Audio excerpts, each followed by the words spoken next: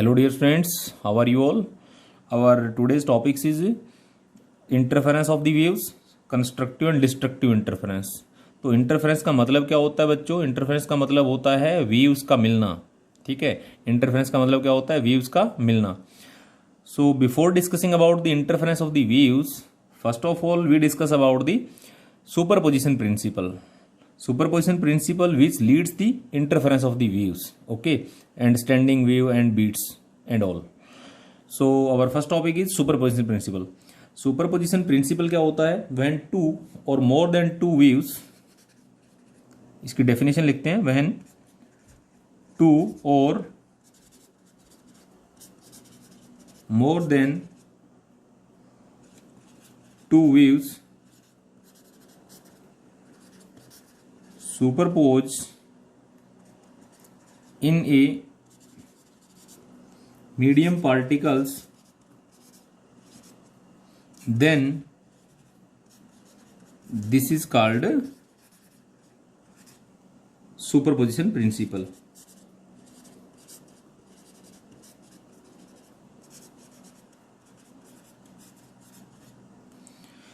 When two and more than two waves, okay, superimpose in a medium particles, then this is called superposition principle. दो या दो से ज़्यादा wave जब एक दूसरे के ऊपर फॉल होती है तो वहाँ पर रिजल्टिंग वेव का जो एम्पलीट्यूड है वो या तो बढ़ जाता है या घट जाता है, तो इसको बोला जाता है superposition principle. Consider two sources of the light, या हमारे पास ये टू सोर्सेज हैं, साउंड सोर्सेज ले लेते हैं. ठीक है, यहाँ से वेव जा रही है, ये आपका सेकेंड सोर्स है, इससे भी वेव जा रही है, ये इधर. इससे आने वाली वेव का एम्पलीट्यूड A1 है, इससे आने वाली वेव का एम्पलीट्यूड है वो A2 है. तो इस P पॉइंट पे हमें रिजल्टेंट वेव मिलेगी. ठीक है, रिजल्टेंट वेव है उसको हम ऐसे लिखेंगे, resultant wave that is sum of y1 plus y2. ये डिस्प्लेसमेंट है जो y1 वेव को रिप्रेजेंट कर रहा है, ये y2 को रिप्रेजेंट कर रहा है. तो उन दोनों वेव्स का वेक्टर सम लेकर के चलेंगे हम. सुपरपोजिशन प्रिंसिपल क्या कहता है कि हमारे पास दो या दो से ज़्यादा वेव होंगी तो उन सभी का हम क्या ले लेंगे? वेक्टर सम ले लेंगे. इसका मतलब ये हुआ कि अगर आपका क्रस्ट, देखो दो वेव आ रही है, ठीक है, दोनों वेव के अंदर क्या होगा? क्रस्ट एंड ट्रफ होगा. अगर आपकी वेव का क्रस्ट पे फॉल होता है और ट्रफ पे फॉल होता है लाइक दिस, तो amplitude of the resultant wave है वो बढ़ जाएगा. ठीक है, और अगर ये आउट ऑफ फेज फॉल होंगी तो ये रिजल्टेंट वेव है, इसका एम्पलीट्यूड घट जाएगा. तो ये अपने आप वेक्टर एडिशन में क्या है? प्लस माइनस हो जाएगा. अगर मान लो क्रस्ट पे ट्रफ पे फॉल होता है तो बीच में प्लस आ जाएगा, अगर आउट ऑफ फेज फॉल होती है तो बीच में माइनस आ जाएगा. ठीक है, ये है आपका सुपरपोजिशन प्रिंसिपल. अब हमें बात करनी है कि superposition principle in a string. Superposition principle कैसे अप्लाई होगा एक स्ट्रिंग के अंदर. ठीक है, उसके बाद हम बात करेंगे इंटरफेरेंस ऑफ द वेव्स की. तो इंटरफेरेंस है ये मैकेनिकल्स वेव पे एंड लाइट वेव्स पे एप्लीकेबल है, लेकिन इसकी कुछ कंडीशंस है कि इंटरफेरेंस तभी अप्लाई कर सकते हैं जब हमारे पास जो सोर्स है वो कोहेरेंट होगा. ठीक है, वो हम बाद में हम जैसे जैसे टॉपिक कवर करेंगे वो सब हम देख लेंगे. चलिए अब हम बात करते हैं सुपरपोजिशन प्रिंसिपल की in a string wave. Superposition principal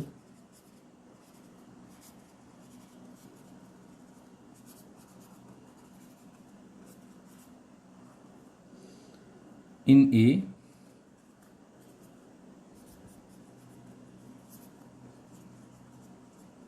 string wave. Superposition principle in a string wave. जैसे कि स्ट्रिंग वेव में क्या होगा, जैसे कि मान लो आपके पास एक स्ट्रिंग है, सिंगल स्ट्रिंग है और उसके अंदर वेव प्रोपेगेट हो रही है. ठीक है, ये मान लेते हैं कि इधर से वेव की वेलोसिटी v है और यहाँ से भी वेलोसिटी v होगी, क्योंकि मीडिया सेम है तो वेलोसिटी ऑफ द वेव क्या होगा? सेम. जैसे कि यहाँ पर सिंगल स्ट्रिंग है तो आपका जो मीडिया सेम है तो वेलोसिटी ऑफ द वेव क्या होगी? सेम. जैसे कि जिस वेलोसिटी से आपकी वेव इधर जाएगी उसी वेलोसिटी से इधर से आएगी. अब इसका जो एम्पलीट्यूड है A1 और इसका जो एम्पलीट्यूड है A2, ये मान लेते हैं हम. और देखो यहाँ पर ये हाफ ऑसिलेशन है. क्या है? हाफ ऑसिलेशन में लेके चल रहा हूँ. जैसे कि आपने पार्टिकल को ऐसे डिस्टर्ब किया तो वेव इधर चलेगी, तो जैसे आपने डिस्टर्ब किया तो देखो पार्टिकल ऊपर गए और फिर वापस नीचे आए, तो हाफ ऑसिलेशन कंप्लीट हुआ. अब देखो जैसे ही वेव एक दूसरे की तरफ आएगी ऐसे, तो यहाँ पर क्या होगा? मीडिया सेम होने की वजह से स्पीड सेम होगी. देखो अब जैसे ही वेव इधर आएगी एक दूसरे की तरफ तो क्या होगा? सुपर इम्पोजिशन होगा एक दूसरे का और यहाँ पर रिजल्टेंट वेव का एम्पलीट्यूड बढ़ जाएगा. तो उसको हम ऐसे रिप्रेजेंट कर सकते हैं। देखो ये आपकी रिजल्टेंट वेव है ये, ठीक। अब यहाँ पर जो A1 A2 है उसको आप ऐसे रिप्रेजेंट करोगे कि ये A1 है और ये A2 है और ये रिजल्टेंट एम्पलीट्यूड क्या हो जाएगा A1 प्लस A2, ठीक है, according to superposition principle.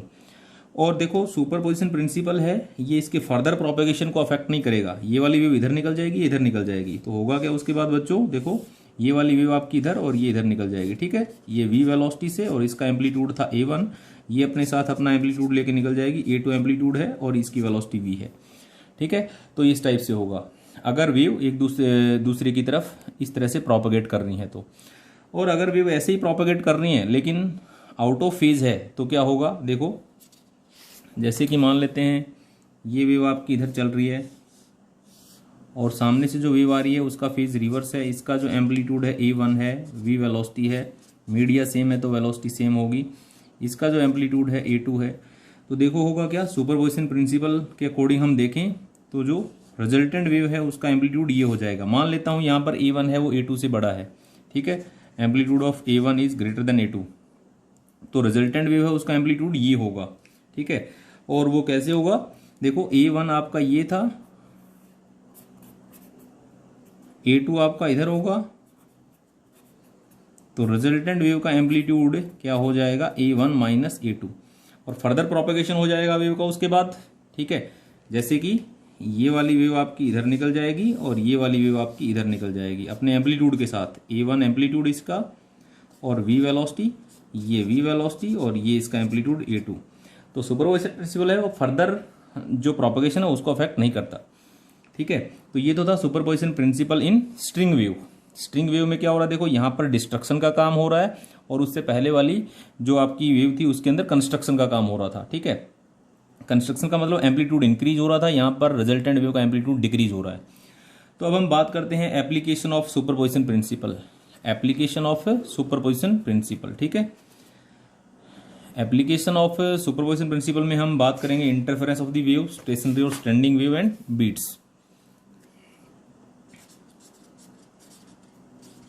Application of superposition principal,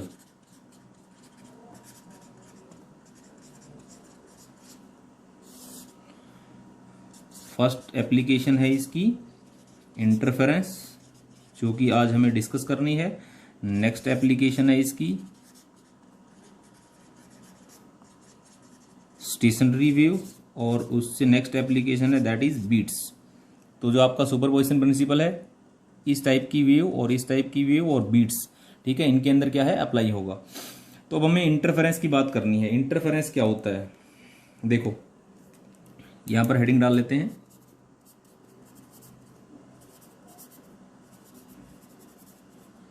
interference of waves when two waves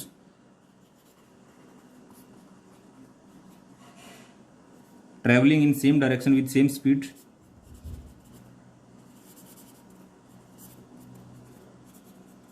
same direction भी हो सकती है, डायरेक्शन अपोजिट भी हो सकती है, ठीक है। Travelling in same direction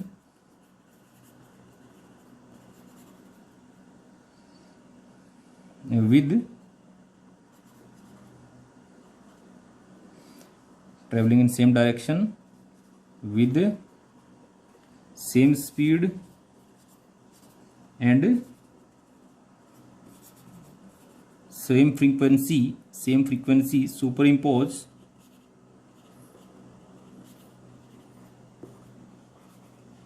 upon one another, then interference take place।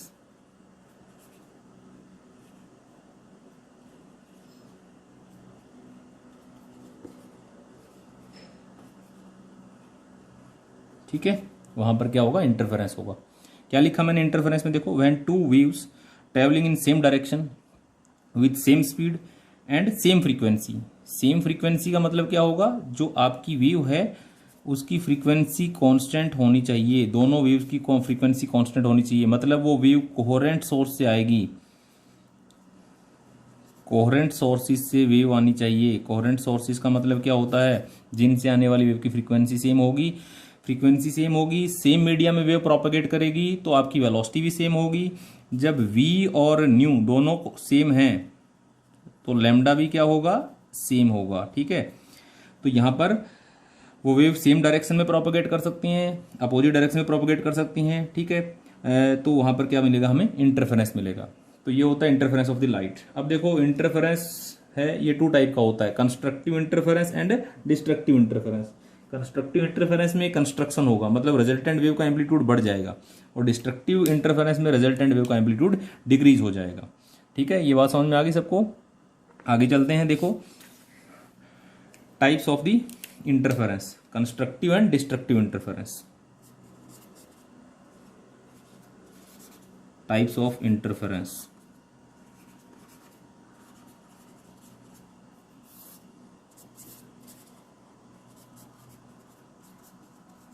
Constructive interference and destructive interference.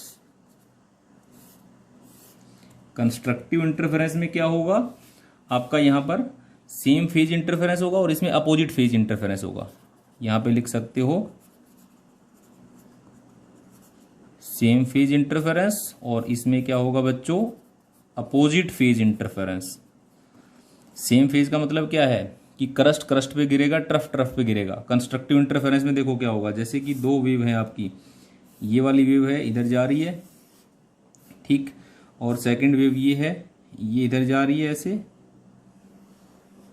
अब जो रिजल्टेंट वेव है ये देखो क्रस्ट क्रस्ट पे गिरेगा, ट्रफ ट्रफ पे गिरेगा, क्रस्ट क्रस्ट पे गिरेगा, ट्रफ ट्रफ पे गिरेगा, तो रिजल्टेंट वेव का एम्पलीट्यूड बढ़ जाएगा। रिजल्टेंट वेव है उसको आप यहाँ पे रिप्रेजेंट करना चाहते हो, तो वो रिजल्टेंट वेव है उसका एम्पलीट्यूड है वो बढ़ जाएगा ऐसे। ठीक है, जैसे कि ये नीचे भी होगी वेव इधर, तो रिजल्टेंट वेव का एम्पलीट्यूड बढ़ जाएगा। ठीक है, तो यहाँ पर जो रिजल्टेंट वेव है that is sum of y1 plus y2 होगी। रिजल्टेंट वेव नेट रिजल्टेंट आपका ये आ जाएगा। इसका जो डिस्प्लेसमेंट है दैट इज y1 और इसका जो है दैट इज y2। तो ये रिजल्टेंट वेव है आपकी, इसके अंदर देखो एम्पलीट्यूड ऐसे बढ़ जाएगा। ठीक है, ये हुआ constructive interference, same phase interference. Opposite phase में क्या होगा, देखो आउट ऑफ फेज आपकी वेव ऐसे चल रही है, जैसे कि ये वेव इधर प्रोपेगेट हो रही है, ये वाली वेव है ये इधर प्रोपेगेट हो रही है, तो रिजल्टेंट वेव है उसका एम्पलीट्यूड घट जाएगा। जैसे कि इसका जो डिस्प्लेसमेंट है y1 और इसका जो है y2 और ये जो है y नेट क्या हो जाएगा बच्चों, इधर y1 माइनस y2। ठीक है, y1 में से y2 माइनस होगा तो क्रस्ट क्रस्ट को यहाँ पर, ठीक है, कैंसिल कर देगा, ट्रफ ट्रफ को कैंसिल कर देगा। देखो क्रस्ट है इसके ऊपर ट्रफ जा रहा है, सॉरी क्रस्ट पे ट्रफ जा रहा है, ट्रफ पे क्रस्ट जा रहा है, तो हमारा रिजल्टेंट एम्पलीट्यूड है वो क्या हो जाएगा, 0 हो जाएगा। अगर इन दोनों का एम्पलीट्यूड सेम है तो ये 0 बन जाएगा। अगर इसका ज़्यादा है तो यहाँ पर एक वेव ऐसे बन जाएगी। ठीक है, मान लेते हैं इसका एम्पलीट्यूड है a1 और इसका एम्पलीट्यूड है a2 और a1 बड़ा है a2 से, तो आपकी रिजल्टेंट वेव है वो कुछ ऐसी बन जाएगी। ठीक है, ये कि इसमें से ये सब्ट्रैक्ट हो जाएगा। ठीक है, तो ये डिस्ट्रक्शन का काम हो रहा है यहाँ पर, इसलिए इसको क्या बोला जाता है, डिस्ट्रक्टिव इंटरफेरेंस। अब हम बात करते हैं analysis of the wave interference. Analysis of the wave interference, analysis of the wave in interference.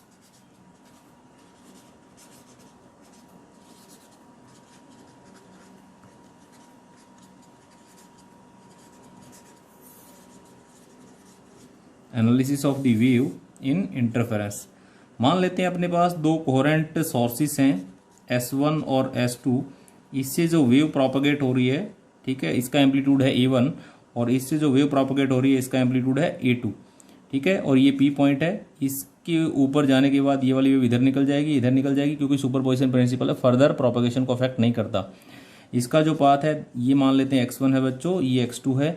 अगर दोनों का पाथ यहाँ पर सेम है तो फेज डिफरेंस भी क्या होगा, दोनों के बीच में 0 होगा। ठीक है, अगर यहाँ पर कुछ पाथ डिफरेंस है तो उनके बीच में कांस्टेंट फेज डिफरेंस होना चाहिए। इंटरफेरेंस की कंडीशन है ये, या तो फेज डिफरेंस 0 हो या कांस्टेंट फेज डिफरेंस हो। और दोनों वेव की फ्रीक्वेंसी सेम होनी चाहिए। मैंने बोला ये कोहेरेंट सोर्सेज हैं, इसका मतलब दोनों वेव से आने वाली जो वेव्स हैं उनकी फ्रीक्वेंसी सेम है। अब सेम मीडिया में प्रोपेगेट हो रही है तो वेलोसिटी भी सेम है, दोनों वेव की वेलोसिटी भी क्या है, सेम है। अब v और न्यू अगर सेम है तो लैम्डा भी क्या होगा, सेम होगा, क्योंकि आपको पता है न्यू क्या होता है, v बाय लैम्डा। अगर ये और ये आपका सेम है तो लैम्डा भी क्या होगा, सेम। अब देखो यहाँ पर मान लेते हैं कि आपका x1 है वो बड़ा है x2 से, ये वाला पाथ ज़्यादा है इससे, तो पाथ डिफरेंस क्या आ जाएगा बच्चों, पाथ डिफरेंस क्या आ जाएगा, that is delta x, x1 minus x2। तो अब हम फेज डिफरेंस निकालते हैं, पाथ डिफरेंस ही होगा तो फेज डिफरेंस क्या हो जाएगा, that is phi omega delta t. ठीक है, आपको पता है थीटा क्या होता है, ओमेगा टी होता है, तो फेज डिफरेंस को मैं क्या बोल रहा हूँ यहाँ पर, फाई बोल रहा हूँ। तो फाई क्या होगा, ओमेगा टाइम क्या होगा, डिस्टेंस बाय वेलोसिटी। डिस्टेंस क्या है, दोनों के जो पाथ है उसमें कितना डिफरेंस है, x1 माइनस x2 डिवाइड में वेलोसिटी ऑफ द वेव्स है v। तो ये फाई क्या बन जाएगा बच्चों, यहाँ पर देखो फेज डिफरेंस आपका क्या आ जाएगा, फेज डिफरेंस क्या आ जाएगा, that is omega x1 minus x2 by v. अब आपको पता है ओमेगा बाई वी क्या होता है, प्रोपेगेशन कांस्टेंट। इससे पहले वाली वीडियो में हमने पढ़ा था कि ओमेगा बाई वी क्या होता है, ये हमारा पहले आ चुका है ना, omega by v that is propagation constant k, और के क्या होता है 2 pi by lambda x1 minus x2। ये आपका फेज डिफरेंस निकल आया, this is our phase difference of the two waves. अगर पाथ डिफरेंस ही होगा तो फेज डिफरेंस ही होगा। ठीक है, तो ये इंपॉर्टेंट कंडीशन निकल आई आपकी। ठीक है, इसको आपने ध्यान रखना है, फेज डिफरेंस और पाथ डिफरेंस के बीच। अब हम क्या करते हैं, मान लेते हैं कि यहाँ से जो वेव जनरेट हो रही है इसकी इक्वेशन y1 है, that is a1 sine omega t, और y2 is a2 sine omega t minus phi. ये मान लेता हूँ कि यहाँ से जो वेव जा रही है उसका डिस्प्लेसमेंट ये है, एम्पलीट्यूड ये है, और इस सोर्स से जो वेव जा रही है that is a2 sine omega t minus phi. इसका जो फेज है वो दोनों में यहाँ पर फेज डिफरेंस कितना है, फाई का है। इसको आप प्लस भी ले सकते हो, माइनस भी ले सकते हो। हमने यहाँ पर फेज डिफरेंस क्या लिया है, फाई लिया है। ठीक है, क्योंकि पाथ डिफरेंस हमने ऑलरेडी यहाँ पर कंसीडर किया, that is x1 minus x2। तो अब जब यहाँ पर दोनों वेव यहाँ पे रीच करेगी पी पॉइंट पे तो सुपरपोजिशन प्रिंसिपल अप्लाई होगा। उसके अकॉर्डिंग जो आपकी रिजल्टेंट वेव है वो क्या हो जाएगी, y1 प्लस y2। इन दोनों को हम ऐड कर देते हैं तो देखो क्या मिलेगा हमें, जब इन दोनों को हम ऐड कर देंगे तो आपके पास क्या आएगा, displacement eight point P, net displacement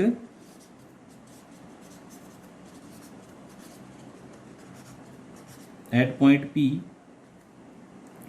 is y r, resultant wave बोल रहा हूं इसे मैं, y1 प्लस y2, तो a1 sine omega t plus a2 sine omega t minus phi.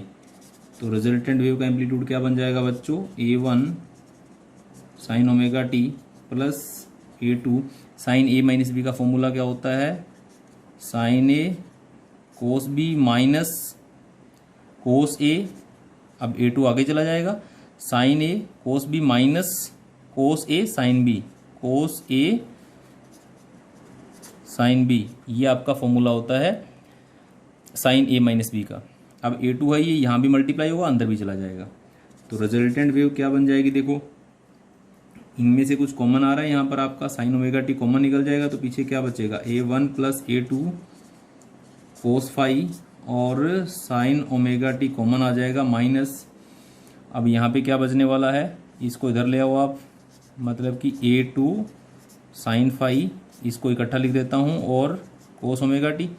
इन दोनों टर्म्स को देखो आप ध्यान से, ये वाली है जो इसमें और इसमें साइन ओमेगा टी आपका कॉमन आ रहा है।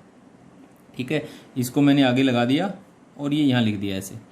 तो अब आप क्या पुट कर सकते हो, इसको आप मान लो let a1 plus a2 cos phi is r cos theta and a2 sine phi is r sine theta, that is our equation number 1 and equation number 2। इस इक्वेशन को फर्दर सॉल्व करने के लिए हमने क्या किया, इसको सब्स्टिट्यूट कर लिया r cos थीटा और इसको सब्स्टिट्यूट कर लिया r sin थीटा। तो ये आपकी रिजल्टेंट वेव क्या बन जाएगी बच्चों, देखो उसके बाद y r is equal to r sine omega t को आगे लिख रहा हूँ, कोस थीटा को पीछे लिख रहा हूँ, माइनस आर यहाँ पर फिर आपका क्या है, कोस ओमेगा टी को आगे और साइन थीटा को पीछे लिख रहा हूँ, तो आर कॉमन आ जाएगा। ये क्या बनेगा देखो, अब sign a cos b minus cos a sine B, तो ये क्या होता है sine a minus B.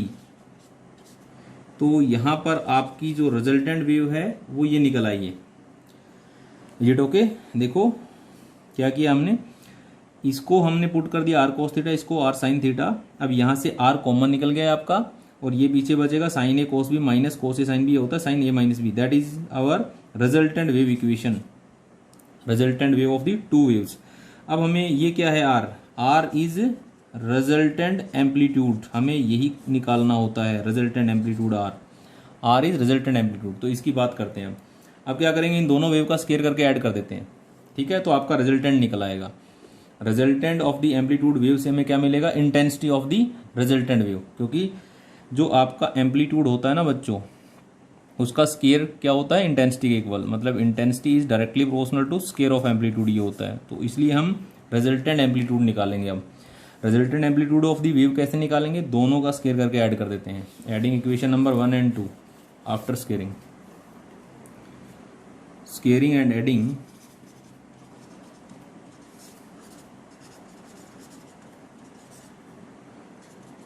Equation number 1 and 2 we get, जब इनको स्केयर करके ऐड करेंगे क्या मिल जाएगा हमें, a1 plus a2 cos phi का स्केयर प्लस a2 का स्केयर साइन स्केयर फाई, और इधर क्या हो जाएगा बच्चों, आर स्केयर कॉमन निकाल लिया मैंने, cos square theta plus sine square theta, ये आपका 1 हो जाएगा, ठीक है। और इसको सोल्व कर लो, देखो क्या मिलेगा, a1 का स्केयर a प्लस बी का होल स्केयर है, a square plus b square plus 2ab plus a2 का square sine square phi is equal to r square, ये आपका क्या बन जाएगा, 1 बन जाएगा। तो अब देखो यहाँ पर ये वाली टर्म आपकी और ये टर्म, यहाँ से a2 का स्केयर कॉमन आ जाएगा, तो ये फर्दर इसको सोल्व करेंगे तो क्या मिलेगा हमें, a2 का स्केयर, ये cos square phi plus sine square phi 1 बन जाएगा, प्लस ये बचेगा 2a1 a2 कोस फाई, और इधर से क्या है, आर स्केयर है। अब ये देखो ये क्या है, एम्पलीट्यूड का स्केयर, ये भी एम्पलीट्यूड का स्केयर, तो इसको हम इंटेंसिटी लिख सकते हैं। वैसे तो आप ना इसको एक बार ऐसे लिख लो कि रिजल्टेंट का फॉर्मूला ये होता है a1 का स्केयर a2 का square 2a1 a2 cos phi. अब इस इक्वेशन को मैं इंटेंसिटी के फॉर्म में लिख रहा हूँ, इन फॉर्म ऑफ इंटेंसिटी, ठीक है बच्चों, इन फॉर्म ऑफ इंटेंसिटी। क्या हो जाएगा, देखो आपको पता है एम्पलीट्यूड का स्केयर क्या होता है, इंटेंसिटी होता है, तो ये I1 intensity of the first source, amplitude से ही हमें क्या है पता चलेगा, इंटेंसिटी, इंटेंसिटी का मतलब एनर्जी का पता चलेगा एक तरीके से, इंटेंसिटी I1, ये I2, और ये 2√I1 I2 cos phi is equal to intensity of the resultant wave. ये तो रिजल्टेंट इंटेंसिटी हो जाएगी, देखो एम्पलीट्यूड है ये भी रिजल्टेंट वेव का, ये पहले सोर्स की इंटेंसिटी, ये सेकंड सोर्स की इंटेंसिटी, ये आपको पता है एम्पलीट्यूड का स्केयर इंटेंसिटी के इक्वल होता है, तो यहाँ पर a1 a2 है तो क्या हो जाएगा, √I1 I2 cos phi. This is our formula in form of intensity. देखो बच्चों इस पे क्वेश्चन, इस क्वेश्चन में क्या कहता है, sound intensity I and 4I at point P when used individually if both are sounded together find the intensity at point P। हमें P पॉइंट पे इंटेंसिटी बतानी है if the two waves reaches at point P with a phase difference of 2π/3। तो देखो इसको हम कैसे solve करेंगे, सबसे पहले तो आपको यहाँ पे गिवन है कि दोनों सोर्सेज से आने वाली जो इंटेंसिटी है that is I and I2 is 4I, ये आपको गिवन है। अब रिजल्टेंट इंटेंसिटी का फॉर्मूला क्या होता है, resultant intensity at point P is IR, resultant intensity IR होगी, और अभी हमने फॉर्मूला निकाला था that is I1 plus I2 plus 2√I1 I2 cos phi, और फाई की वैल्यू आपको गिवन है यहाँ पर, जो फेज डिफरेंस है दोनों के बीच में दैट इज 2π/3 गिवन है। तो रिजल्टेंट इंटेंसिटी आप कैलकुलेट कर सकते हो I plus 4I plus 2 √4i² cos 2π/3, ठीक है।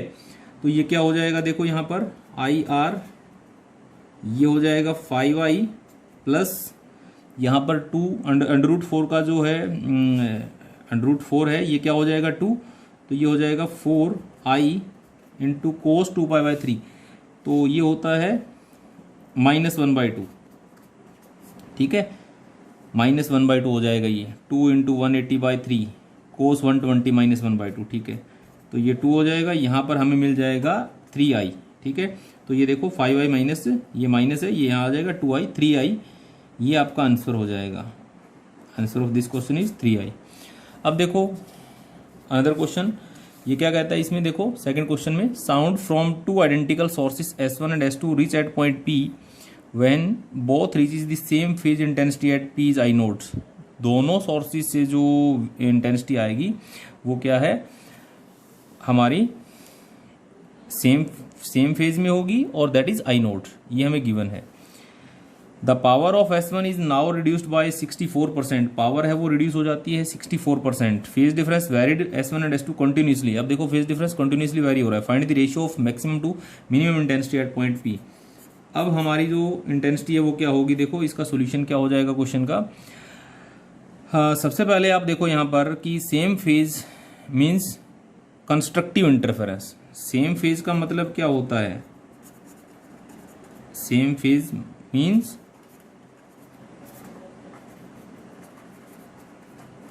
कंस्ट्रक्टिव इंटरफेरेंस, ठीक है, कंस्ट्रक्टिव इंटरफेरेंस होगा।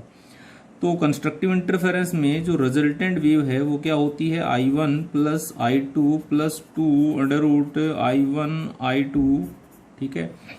और कोस फाई क्या हो जाएगा कंस्ट्रक्टिव इंटरफेरेंस में, फेज डिफरेंस 0 होगा तभी आपका कंस्ट्रक्टिव बनेगा, और फेज अगर पाई होगा तो डिस्ट्रक्टिव बनेगा, ठीक है। क्योंकि आउट ऑफ दो वेव अगर सेम फेज में हैं तो दोनों में फेज डिफरेंस कितना है, 0, तो क्या मिलेगा कंस्ट्रक्टिव इंटरफेरेंस, तो ये 0 डिग्री हो जाएगा। तो रिजल्टेंट वेव क्या बनेगी फिर, I1 plus I2 plus 2 √I1 I2। अब ये क्या कहता है, both phase intensity at point P is I note, ठीक है। तो हमारी जो दोनों से आने वाली resultant intensity that is I note और सेम फेज में है, इट मीन्स दोनों सोर्सेज से आने वाली इंटेंसिटी सेम है। तो इसका मतलब आपका I1 is equal to I2 is equal to I है, ठीक है। तो ये क्या बन जाएगा, I और 2I, तो ये बन जाएगा 4I। इसका मतलब अगर आपका सेम फेज में वेव किसी पॉइंट पे फॉल होती है तो वहाँ पर फेज डिफरेंस 0 होगा, तो आपकी रिजल्टेंट इंटेंसिटी क्या होगी, 4I होगी। अब कहता है कि जो पावर है वो हमने 64% रिड्यूस कर दी है, ठीक है। Now after reduction in power of S1, जैसे ही पावर रिड्यूस करेंगे तो सीधा सीधा जो डिफरेंस है वो किस पे आएगा, इंटेंसिटी पे। तो इंटेंसिटी क्या हो जाएगी, 64% पावर रिड्यूस कर दी है तो इंटेंसिटी क्या हो जाएगी, 0.36I। 64% का मतलब क्या हो गया कि 64% हमने पावर घटा दी, तो इंटेंसिटी क्या बच गई पीछे, 36% बच गई है। और I2 तो आपका I है, ठीक है। किसी एक सोर्स की हमने 64% है, S1 सोर्स की बोल रहा है क्वेश्चन में, S1 सोर्स को 64% रिड्यूस किया है, तो उसकी जो इंटेंसिटी है ये बच जाएगी, और I2 की तो I है। तो अब रेशियो बताना है maximum to minimum, ratio I maximum to I minimum क्या हो जाएगा बच्चों। मैक्सिमम इंटेंसिटी को कैसे लिखेंगे, आपको पता है कि अभी अभी आपने रिजल्टेंट के लिए देखा कि रिजल्टेंट है आपका I1 plus I2 plus 2 √I1 I2, ये होता है मैक्सिमम होता है जब कोस फाई क्या होता है, 0, दोनों के बीच में कोई फेज डिफरेंस नहीं, तो इसका मतलब वहाँ पे क्या बनेगा, मैक्सिमा। तो IR की वैल्यू क्या हो जाएगी, देखो इसको आप क्या लिख सकते हो, I1 प्लस I2 का, इसको आप एम्पलीट्यूड की फॉर्म में लिख सकते हो, है ना, या फिर ऐसे लिख लो √I1 √I2 का होल स्क्वायर, तो यही बन जाएगा A² plus B² plus 2AB।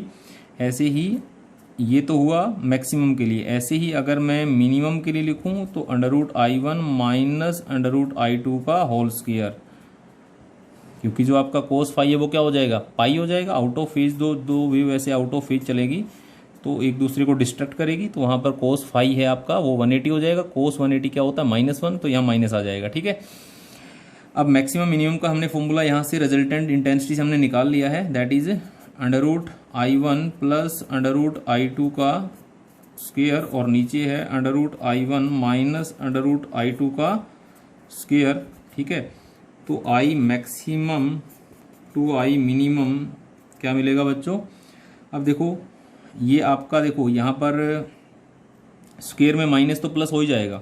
ठीक है, चलो ये पुट कर लेते हैं 0.63I1 अंडर √ और ये प्लस I इसका स्क्वायर, और नीचे क्या है 0.36I minus I maximum to I minimum क्या बन जाएगा, ये अंडर √ से बाहर आएगा 0.6 √I प्लस √I इसका स्क्वायर, और नीचे क्या होगा ये 0.6 √I देखो, और माइनस √I का स्क्वायर।